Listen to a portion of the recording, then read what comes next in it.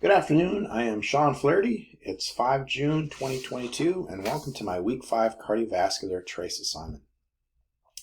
I'm going to demonstrate the CVS trace by explaining the pathway of red blood cells, or RBCs, at the point of where it picks up O2 molecules.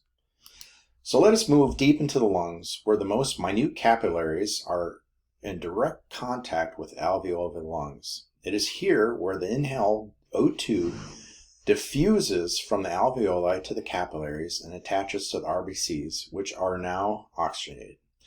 Keep in mind, the vascular system is always under pressure. As the heart beats, the RBCs will continuously move throughout the body.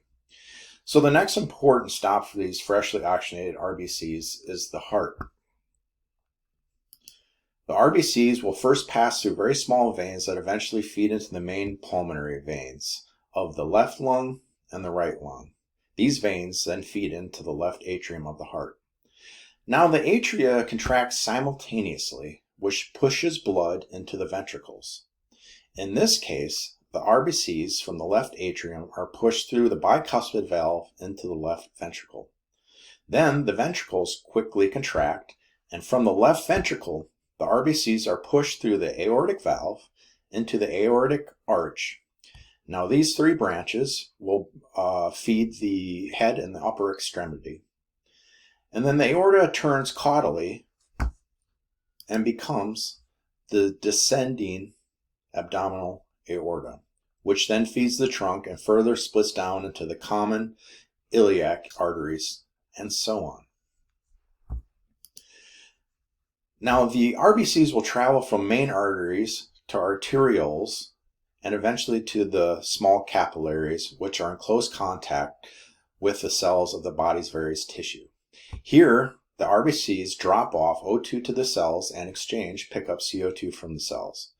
The RBCs are now considered deoxygenated and now will return to the heart, but this time via capillaries that turn into very small venules, which eventually become larger veins. Finally, these larger veins feed into the superior vena cava and the inferior vena cava. Technical difficulties. Here we go. Superior vena cava and the inferior vena cava. These feed right into the right atrium. Once again, the atria simultaneously contract, and from the right atrium, the blood passes through, the RBCs pass through the tricuspid valve into the right ventricles. Then the ventricles contract, and the deoxygenated RBCs are in the pulmonary artery once passing the pulmonary valve. And now they're headed off to the lungs from the heart. Once again, the RBC makes its way through the arterioles and the small capillaries that interface with alveoli, and we're back to where we started. The RBCs will exchange CO2 for O2, and the journey starts all over again.